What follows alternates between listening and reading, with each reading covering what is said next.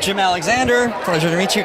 What did you learn from the Nancy Drew character doing this movie? Is there anything you took away to your personal life? I think she goes in like head first into trouble, and she doesn't really. Did you not in yourself?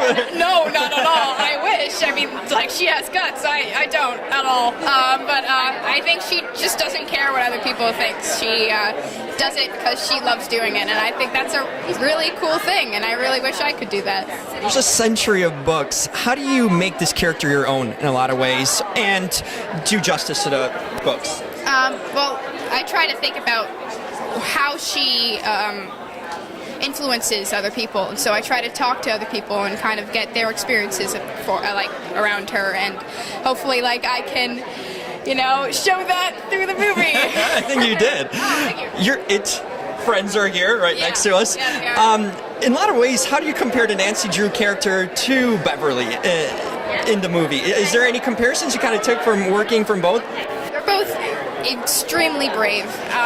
They have fears. They have fear, and they have to deal with it every day. But that's what makes them stronger. And you can see within Beverly and Nancy Drew that they go through with it. Perfect. And finally, Jessica Chastain's going to play an older version. How was that? What's your thoughts on that? That's amazing. I love talking to her. She was great. I didn't know what to do in front of her. Actually, I didn't know what to say to her, and oh boy, it was a whole mess. I hope she likes me. Yeah. I think she does. We're going to like you in this movie. Thank you so much. Thank you. Thank you so much. Yeah. Appreciate it. Jim Alexander, pleasure to meet you, Real Talker. So, where's the staircase? What's hidden inside of it? You're gonna watch to find what's in the staircase. I'm trying to get to the clue right away. It's been hidden for a long time. A very long time. A lot of dust, a lot of spider cobwebs and stuff. Yes. Speaking of that, it's been almost a century of Nancy Drew. How do you guys incorporate all the books and going over all the source material to kind of put a movie together? Is it sort of like a retelling, like a Batman Begins in a way? Well, that's what we wanted to do, is the Batman Begins for Nancy Drew. And we read all the books, and we really tried to comb through the characters that we thought were important, especially for the first movie, to make sure that all of her friends were represented. And then how those relationships are formed, and how, sorry. Just how, it's all good. And just how, what is Nancy Drew in 2019? What is that like for a woman growing up in 2019 who has this very, very specific penchant for justice?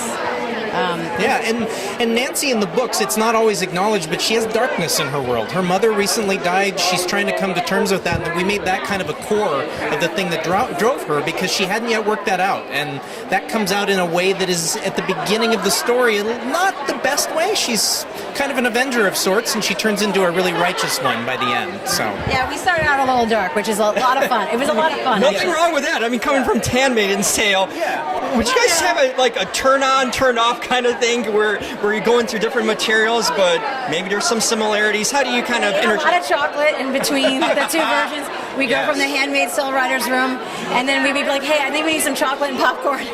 And then we would go write Nancy Drew at night, and we did that for popcorn and chocolate. When it comes down to it, they're both fighting for the same thing. Nancy's in a slightly better world, luckily, but yeah. Definitely so. But they're both ordinary heroes, they're both people that have flaws, but also have specific point of view about the world. Nancy believes that the world should be safe, and the world should be fair, and things should be equal.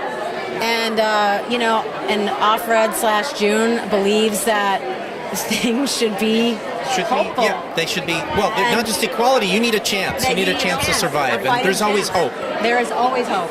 Exactly. Finally, we're in an era of women empowerment, but this is a unique blend of women empowerment and also teenage empowerment too for a teenager. So it's 2 in 1. How do you guys feel about approaching that and kind of doing it justice and maybe having sort of responsibility to that? Well, we definitely felt like we had a responsibility to that,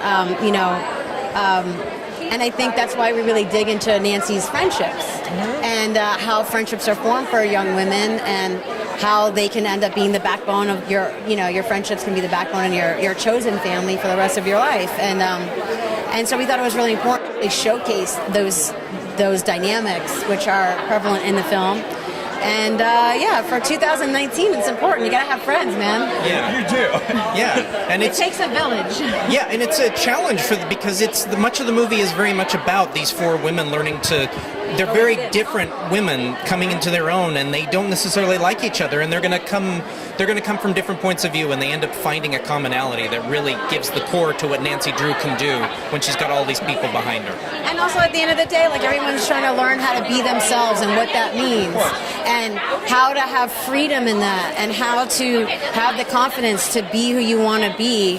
And I think in 2019, that what's really nice is there's so much freedom for women, especially, to really embody that, and really step into those waters and really live it. And I think we were just hoping that we can add to that a little bit, that you should always stand up for what you believe in. If you want to wear that red New York City shirt to a premiere with a jacket, you do it. You know, if that's what you feel comfortable in, you do it. Be you. You know, because everybody else is taken. You know, not my quote. I'm not that smart. I'm not that smart. Not my quote. A story century old, but with a modern twist, right? Fantastic. Thank you so much, guys. Thank you. Jim Alexander, nice to meet you. You go by Mac? Yes, Tell me about your role in the film. How did you kind of go about it and get it? So Bess is super smart, super intelligent. She's quick and she's witty, and I had to make sure that I learned a lot about chemistry and about science because she is so smart and she's so sure of herself, and I didn't want to sell her short of any of that at all. Is it easier to incorporate kind of your own life experiences of being a teenager into this role in particular, and the story? Yes, I feel my contrast and my compare to Bess was equivalent, and I felt so much connection to her, and I learned so much from her at the same time. She's taught me so much more than I could have taught myself in high school ever. Interesting. So you learn from the character. Yeah, oh, absolutely. What is a favorite? I know, I'm sure there's a lot of fun on-set memories. Anything that stands out to you, either on-set or off-set, with the crew or cast that really stuck with you? Zoe and Sophia, we got the chance to get so close and create such a strong bond, and I'm hoping it showed through the film. I'm sure. But it was just, it'll stay with me forever. How the inside jokes that we got and the connection. We would dance and sing all day, and it was great. It was terribly hot, and it didn't even matter. We would dance all day because. Where'd you guys film? Monroe, Georgia. So it was nice and humid in June and May. So that will bond you together. Yes, you know, it'll getting melt through you, it'll melt you together. or that, Yeah. which you made a year, so it's all good. I'm alive. Yes. Wanted to ask you, what sort of, when you do a movie like this, and there's so much history with the books and stuff, how much liberties do you take on your own to kind of create your own character, and how much do you kind of rely on the books and the story? I was nervous at the beginning. I felt like I had a lot to live up to, but the whole message of Nancy Drew for me is about allowing your true self through everything you do. So I knew that as long as I was being true to the character and true to myself and allowing those to fuse, I knew it would be okay, because that's what the message is all about. I like it. She's Mac, she's Bess, and she did not melt in Georgia. So we're here for the premiere. Thank you so much. Thank you. Appreciate it. Hey, I'm Jim. Nice to meet you. Nice to meet you. Evan, tell me what brings you here today. This is chaotic out here. Yeah, it's actually cool. This is my first premiere, but me and my fiance, we moved here 5 months ago and just trying to start out here, but this is awesome. This is my first one. Wow. What is it like? I mean, what's your experience with seeing all this and being part of the world like that? It's awesome. I'm just so grateful to be, a part of this movie, and, it's something I can really play easily. It's kind of a douche, so it's kind of fun. But Yeah, tell me about it. How did it come to you? Like, what's your approach to? So, my audition for this actually, I played it into a mirror off a self-tape, and I ripped my shirt off and was screaming at a mirror, and then the director Kat said she really liked it, and we brought in for a callback and just did the same thing. But yeah, she's great, and that's basically Was how. that your idea, or is that something that was? I actually taped it with my fiance, and she angled the camera to where I was screaming in the mirror, but it caught the reflection off the mirror, so it was really cool. That's genius in a lot of ways. What's the favorite part of this movie, and kind of being part of it? Definitely, just meeting new actors and being able to work with as much people as possible. You just get to see what, other people are capable of and just learning from people and they're able to connect to them in scenes. It's just awesome.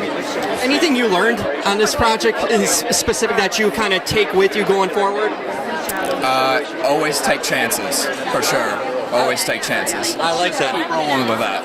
And the mirror thing is a good sign of taking a chance. You know, It was cool because actually in this scene there is actually a mirror where it plays into, so it's awesome. It's like it was really doing like the same thing I did on set. Well, looking forward to seeing all that. Thank you so much for your time.